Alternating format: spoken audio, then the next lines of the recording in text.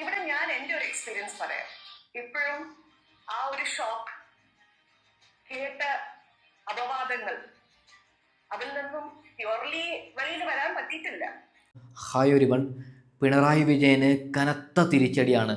തെരഞ്ഞെടുപ്പിന് മുമ്പ് ഇങ്ങനൊരു തിരിച്ചടി വരുമെന്ന് പിണറായി വിജയൻ ഒരിക്കലും വിചാരിച്ചിട്ടില്ല. വിറക്കുകയാണ് പിണറായി വിജയൻ. എന്താണ് സംഭവമല്ലേ? ഇന്നലെ സ്വപ്ന സുരേഷ് കുറേ കാര്യങ്ങൾ പറഞ്ഞിട്ടുണ്ട്. എല്ലാം ഞാൻ സൈഡിൽ വെച്ച് തരാം. അതായത് 8ന്റെ പണി പിണറായിക്ക് കൊടുത്തു എന്ന് നമുക്ക് പറയാം.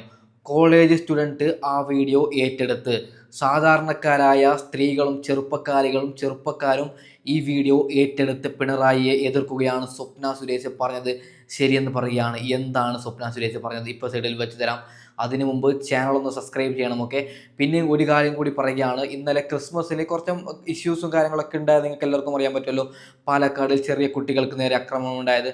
ആ കുട്ടികളുടെ പാരൻസ് പ്രതികരിക്കുന്നുണ്ട്. ഓക്കെ. അവർ പറയുന്ന കാര്യം കേൾക്കുമ്പോൾ എനിക്ക് പേഴ്സണലി സങ്കടമാണ് തോന്നിയത്. ആക്രമിക്കപ്പെട്ട കുട്ടികൾ സ്കൂളിലേക്ക് പോകുന്നില്ല പേടിച്ചിട്ട് എന്നാണ് പാരൻസ് പറയുന്നത്. അത് ഞാൻ വെച്ച് തരാം. നമുക്ക് വീഡിയോയുടെ അവസാന ഭാഗം ആ വിഷയം ചർച്ച ചെയ്യാം. ഓക്കെ.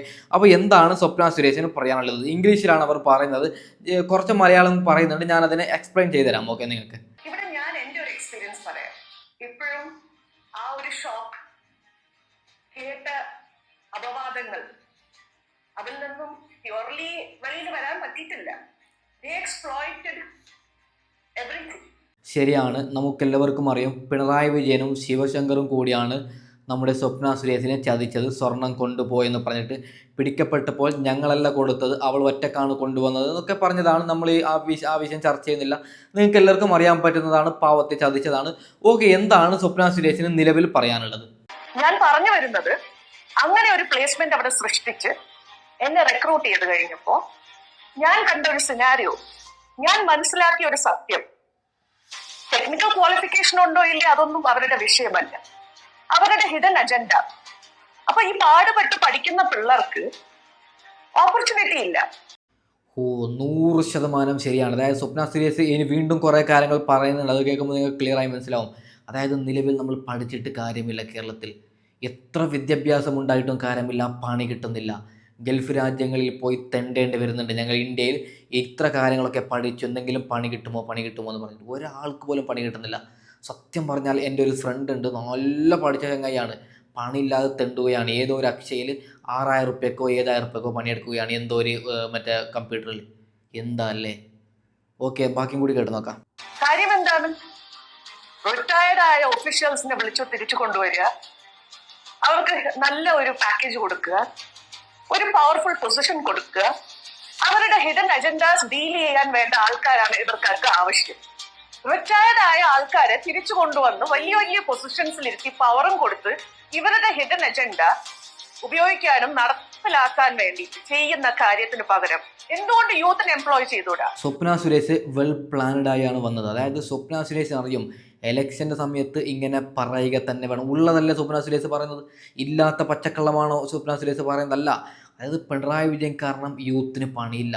നമ്മുടെ എത്ര ഫ്രണ്ട്സാണ് ഗൾഫ് രാജ്യങ്ങളിൽ ഇവിടെ ഡിഗ്രിയും സർട്ടിഫിക്കറ്റും മറ്റതും മറിച്ചതൊക്കെ പഠിച്ചിട്ട് ഹോട്ടലിൽ പോയി പണിയെടുക്കുകയാണ്, മഫ് ഇടുകയാണ്, ഹോട്ടലിൽ ഗ്ലാസ് ക്ലീൻ ചെയ്യുകയാണ്, വേറെ പണി കിട്ടുന്നില്ല.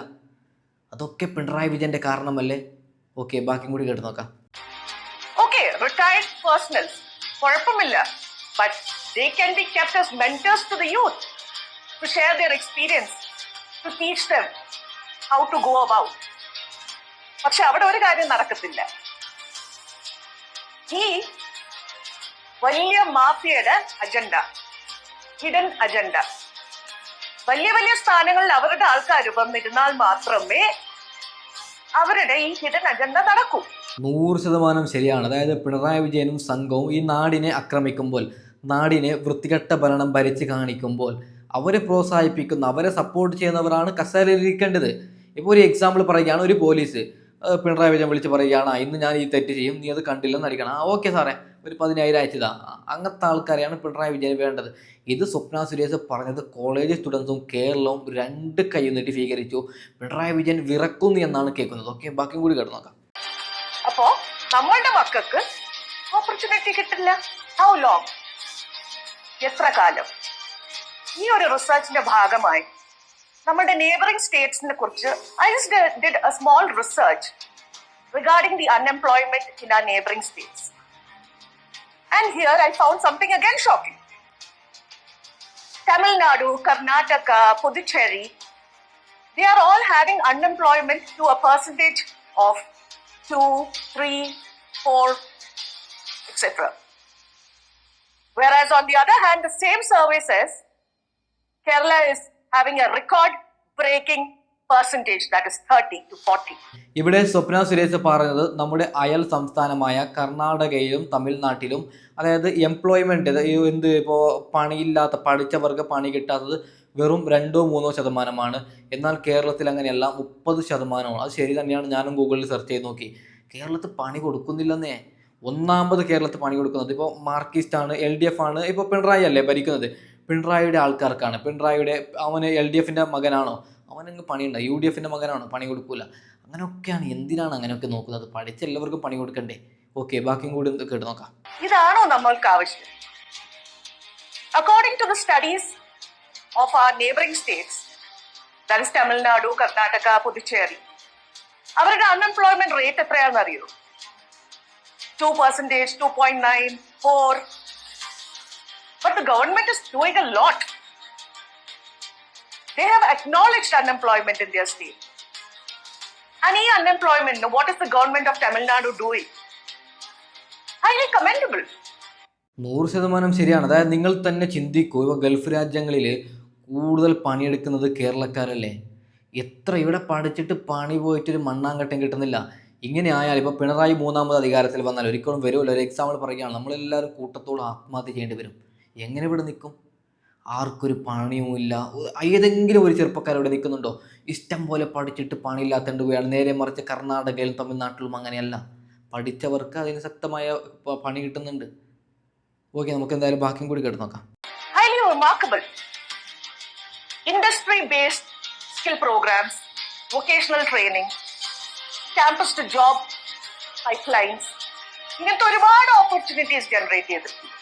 Karnataka has acknowledged the same and has introduced unemployment allowance schemes, startup ecosystems, IT industry absorption. So they even if these states have acknowledged, but they have come out with something alternative for our youth. And now here in Kerala, with the highest rate of literacy, they are having a record-breaking percentage. They are having a record-breaking percentage in youth unemployment. നിങ്ങൾ പറയും സ്വപ്ന സുരേഷ് ഇങ്ങനെയൊക്കെ പറഞ്ഞാൽ എന്താണ്? അതായത് ഇതൊക്കെ വോട്ടാണ് മക്കളെ. ഇതൊക്കെ നല്ല കോൺഗ്രസിൻ്റെ ഭാഗ്യമാണ് സ്വപ്ന സുരേഷ് ഇങ്ങനെ പറഞ്ഞത്. കാരണം ഇപ്പോൾ കുറച്ചെങ്കിലും കോളേജ് സ്റ്റുഡൻസ് എന്ത് വിചാരിക്കും, LDF നല്ലതായിരിക്കും. ഇപ്പോൾ ഇങ്ങനെയൊക്കെ പറഞ്ഞപ്പോൾ അവർക്ക് മനസ്സിലായില്ല ഇവിടെ ഒരു ഭരണമാറ്റം അത്യാവശ്യമാണ്. ഞങ്ങൾ പഠിച്ചതൊക്കെ വെറുതെയാവും. CPM വീണ്ടും ഭരിച്ചു കഴിഞ്ഞാൽ ഞങ്ങൾ പഠിച്ചിട്ട് മുകളിലേക്ക് നോക്കേണ്ടി വരും. ഇതൊക്കെ സ്വപ്ന സുരേഷിൻ്റെ മാസ്റ്റർ മൈൻഡാണ്. കാരണം സ്വപ്ന സുരേഷിനെ അവർ ചതിച്ചതാണ്. കളവല്ല സ്വപ്ന സുരേഷ് പറയുന്നത് തെളിവിൻ്റെ അടിസ്ഥാനത്തിലാണ് സ്വപ്ന സുരേഷ് പറയുന്നത്.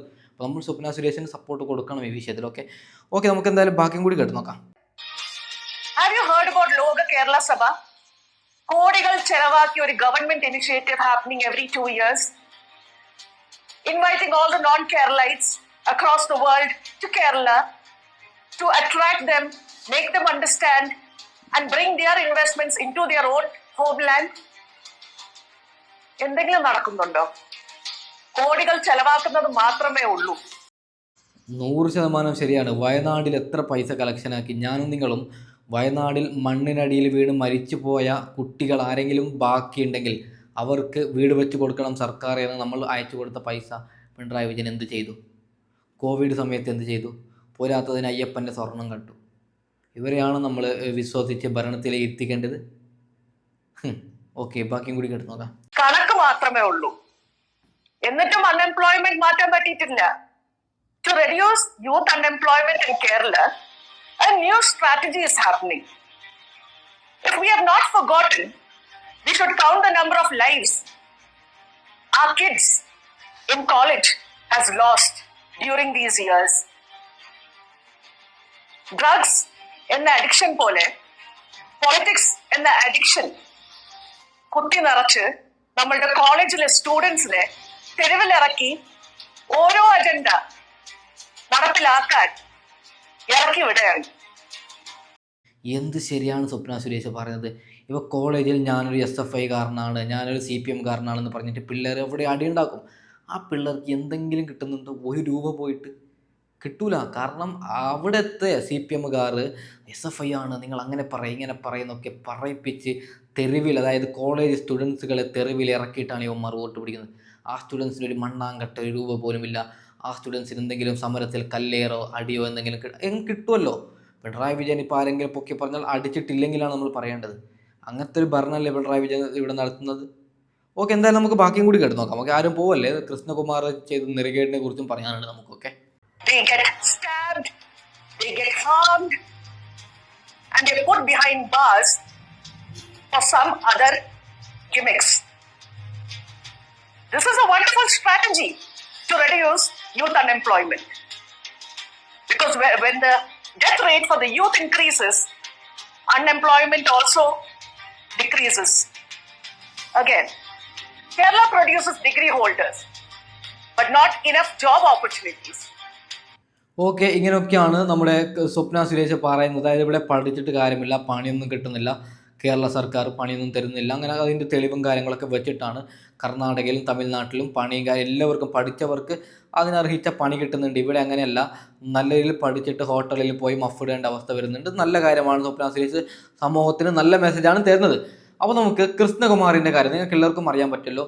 ഇന്നലെ BJP പ്രവർത്തകർ പാവങ്ങളായ ക്രിസ്ത്യാനികൾ ക്രിസ്മസ് ആഘോഷിക്കുമ്പോൾ അവരെ പോയി അടിച്ചിട്ട് ആക്രമിച്ച വിവരം, അതിനെ കൃഷ്ണകുമാർ ഒറ്റ ഒരാളാണ്, BJPയും കൃഷ്ണകുമാറുമാണ് പ്രോത്സാഹിപ്പിച്ചത്. അതിൻ്റെ വീഡിയോ ഞാൻ ചെയ്തിട്ടുണ്ട്, നിങ്ങൾ ചെക്ക് ചെയ്താൽ മതി. അതായത് കൃഷ്ണകുമാർ പറയുകയാണ് അക്രമിച്ചത് നന്നായി, അക്രമിച്ചതിനെ ന്യായീകരിക്കുകയാണ്. അവന് വോട്ട് ഈ കാണുന്ന പാലക്കാടുകാർ ഈ വീഡിയോ കാണുന്നുണ്ടെങ്കിൽ അവന് വോട്ട് ചോദിക്കാൻ വരുന്നുണ്ടെങ്കിൽ ചെരുപ്പെടുത്തവൻ അടിക്കണം എന്നാണ് ഞാൻ പറയുന്നത്. അതായത് സ്വന്തം തെറ്റ്. ഇപ്പോൾ ക്രിസ്ത്യാനികളായ നല്ലവർ എന്തെങ്കിലും ഒരു ആഘോഷിക്കും ആക്രമിക്കുന്നതിന് ഇവൻ എന്തിൻ്റെ അടിസ്ഥാനത്തിലാണ് പ്രോത്സാഹിപ്പിക്കുന്നത്? ഇവൻ്റെ മനസ്സിൽ വിഷമുണ്ടെങ്കിലും ഒരു 5 മിനിറ്റിന് മീഡിയാസിന് മുമ്പിൽ പറയാമല്ലോ, ആ തെറ്റ് പറ്റി, അത് ഞങ്ങൾക്കറിയില്ല, ഞങ്ങളുടെ ആൾക്കാരല്ല, അങ്ങനെയെങ്കിലും കള്ളം പറഞ്ഞെങ്കിലും ഓടാമല്ലോ.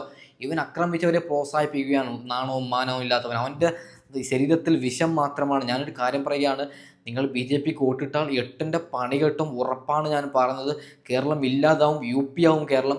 അത് തിരുവനന്തപുരം കോർപ്പറേഷൻ പിടിച്ചപ്പോൾ ഇവന്മാർ പണി തുടങ്ങിയില്ലേ, ബംഗ്ലാദേശി എന്ന് പറഞ്ഞിട്ട് ഒരുത്തനെ വെട്ടിയില്ലേ. അപ്പോൾ കേരളം ഇവർ കിട്ടിക്കഴിഞ്ഞാൽ എന്താവും? 8ൻ്റെ പണി കിട്ടും. നമുക്ക് എല്ലാവരും മത സൗഹാർദ്ദം, കേരള ദൈവത്തിൻ്റെ നാടായ കേരളം ഇല്ലാതാവും. ഇപ്പോൾ ഏകദേശം ഇല്ലാതായി കഴിഞ്ഞാൽ വീണ്ടും ഇല്ലാതാവും. അപ്പോൾ ആ ആക്രമിക്കപ്പെട്ട കുട്ടികളുടെ അച്ഛന്മാർ പ്രതികരിക്കും. നമുക്കത് ഒന്ന് കേട്ട് നോക്കാം. ഓക്കെ, ഈ പറഞ്ഞ ആളുടെ വീട്ടിലൊക്കെ കുട്ടികളൊക്കെ ഉണ്ടല്ലോ, ഈ 6ഉം 7ഉം ക്ലാസ്സിൽ പഠിക്കുന്ന കുട്ടികൾ മദ്യപിക്കുന്നുള്ളതാണെന്ന് പറയണത് എത്രത്തോളം ഒരു ഇതാണെന്നുള്ളത് മനസ്സിലാക്കാനുള്ള ഇത് കേരളമാണത്, അല്ലാതെ UP ഒന്നും അല്ലാതെ. എത്ര വയസ്സുള്ള കുട്ടികളൊക്കെ ആയിരുന്നു ഉണ്ടായിരുന്നത്? ഒരു 11, 12, 13 ഈ വയസ്സുള്ള കുട്ടികൾ, 5ാം ക്ലാസ് മുതൽ 9ാം ക്ലാസ് വരെയുള്ള കുട്ടികളായിരുന്നു ഈ കരോൾ സംഘത്തിലുണ്ടായിരുന്നു. വിഷമം മാത്രമല്ല, അതൊരു സങ്കടം പോലെ തോന്നി. കാരണം ഒരു അച്ഛൻ എന്ന രൂപത്തിലേക്ക് ഈ 12 വയസ്സിൽ കുട്ടികൾക്ക് മദ്യപിച്ചിട്ട് ലക്കില്ലാതെ ഒരു ഇത് നടത്തുക എന്നുള്ള ഒരു പ്രചരം ഉണ്ടാക്കുന്നത് ഞങ്ങളുടെ മാനസികമായിട്ടുള്ളൊരു പ്രശ്നം തന്നെയല്ലേ. ഞങ്ങൾ മാനസിക ബുദ്ധിമുട്ട് മാത്രം, ഞങ്ങൾ ഒരു മക്കളെ വളർത്തുന്നത് ഒരു ക്രിമിനൽ സംഘമാക്കാൻ വേണ്ടിയിട്ടൊന്നുമല്ലല്ലോ. കാരണം ഇവരൊക്കെ അങ്ങനെയാണ് നടത്തിയെന്നുള്ളത് നമുക്കറിയില്ല. ഞങ്ങളെ കുറിച്ചിട്ടുള്ള ഞങ്ങളുടെ വീട്ടുകളിലെ കുട്ടികളെ കുറിച്ച് നിങ്ങൾ വന്ന് ഞങ്ങളെ നോക്കുക. കാരണം ഞങ്ങളുടെ കുട്ടികൾ എവിടെയൊക്കെയാണ് പഠിക്കുന്നത്, അല്ലെങ്കിൽ എവിടെയാണ് നോക്കണം എന്നുള്ളത് മനസ്സിലായില്ലേ. ബുദ്ധിമുട്ടുണ്ട്. ഇങ്ങനെ പറയുമ്പോൾ ആൾക്ക് സ്വാഭാവികമായിട്ട് ബുദ്ധിമുട്ടല്ലേ. അവർ സ്കൂളിലൊക്കെ പോകുന്ന കുട്ടികളല്ലേ, പേടിച്ചിട്ട് വെളിയിൽ ഇറങ്ങാൻ അവസ്ഥയിലാണ് ഇപ്പോൾ നിൽക്കുന്നത്. പേടിച്ചിട്ട് ക്ലാസ്സിൽ പോകാൻ പറ്റാത്ത മടിയാണ് ഇപ്പോൾ. എന്താ അല്ലേ, നാണമുണ്ടോ സംഘികളെ? പാവങ്ങളായ കുട്ടികൾ സ്കൂളിലേക്ക് അടക്കം പോകുന്നില്ല പേടിച്ചിട്ടെന്നാണ് പറയുന്നത്. എന്താ അല്ലേ, ഈ രാജ്യത്ത് ഒരൊറ്റ മതമുള്ള ആ മതത്തിൻ്റെ പേര് മനുഷ്യമതമാണ്. നമ്മളെല്ലാവരും എന്തിനാണ് ഇവിടെ ജാതി പറയുന്നത്? 3 ദിവസത്തെ ദുനിയാവല്ലേ, ഇന്ന് കണ്ടവർ നാളെ ഉണ്ടോ? ഇല്ലല്ലോ. പിന്നെ എന്തിനാണ് വർഗീയതയുടെ കലാപം ഉണ്ടാക്കുന്നത്? അപ്പോൾ ഏതായാലും ഞാൻ വൈൻഡപ്പ് ചെയ്യുകയാണ്. ഓക്കെ, അടുത്ത വീഡിയോ ഇവിടെ വരാം.